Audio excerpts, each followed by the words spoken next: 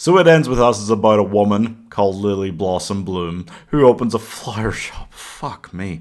And she has to choose between old flame Atlas or new guy who might be a bad guy, Ryle. Atlas and Ryle. Who the fuck came up with these names? Elon Musk? Or the pattern breaks us. It Ends With Us is a new romance movie based on a book that somehow got popular. Seriously, the protagonist is called Lily Blossom Bloom. This book got published? It feels like it's a bit of fan fiction, like how 50 Shades of Grey's Twilight fan fiction, or those after movies, or just about Harry Styles, or...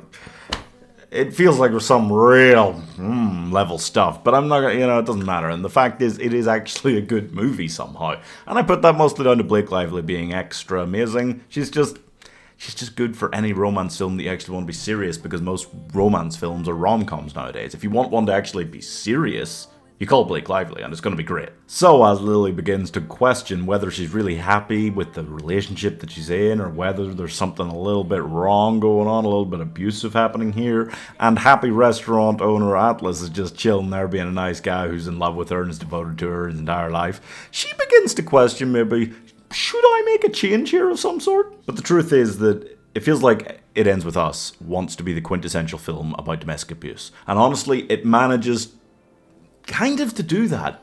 No other film has done, at least not that I've seen, has done quite what this did, because it actually goes to great lengths, sacrificing most of the runtime, you could say, to showing the relationship she had with the abuser. And I feel like most of the time when someone is in a bad relationship, it just shows, oh yeah, here she is with this horrible guy, he's treating her horribly, what's she doing there?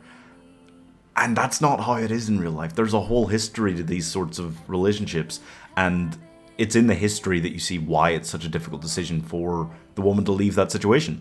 And this is one of the first films I've ever seen that tried to show that in such a honest way. And it is honest, because by near the end, you're still feeling like, couldn't you just give him one more chance? And then you go, wait, whoa, got myself there. And yeah, honestly, it's impressive how it manages to do that. And I have a lot of minor problems about little bits of the plot, the names, the writing. But Blake Lively's performance, the performances of both the male leads, and the general storyline, how it goes through this process of showing this whole situation, that's incredibly well done. I enjoyed the pacing a little bit more in the first half, I think, just because it had all these flashbacks to when she was younger, when she first met Atlas, and my god, by the way, whoa, the young version of Blake Lively they cast. Carbon copy. That was incredibly well done on casting. And I think the film moved a little bit better at that half, because the second half of the film, you're waiting for something to go wrong. You know something's going to go wrong. You're waiting for it. It eventually happens, but it slows down a little. And that's realistic, because it doesn't flick a switch and suddenly this guy is evil. That's not how it works. And the film is brave in showing that, in saying, and it has to say that, because you have to be on the watch out for anybody. Any guy can go and do that.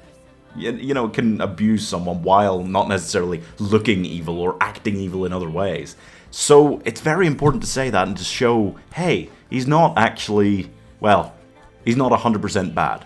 He can do these horrible things, but be good enough in other ways that it is difficult to leave him. That's why it's not an easy decision. It's never an easy decision. And it's a very brave film for saying that. I appreciated that a lot. Even if there were certain aspects of it that kind of irritated me, I was really impressed with what this film did and what it was willing to say and show and do. I really appreciated this film, even if it wasn't necessarily directed at me. And I'm saying the title of the film in the last scene is making a comeback, 4 stars. I don't want to be the one to bring this up, but this film is essentially written by like a Reddit nice guy. It's about a girl who doesn't choose the nice guy, goes off with the guy who turns out to be an asshole, has a baby with him, comes back to the nice guy as a single mother in her mid-30s. Oh dear.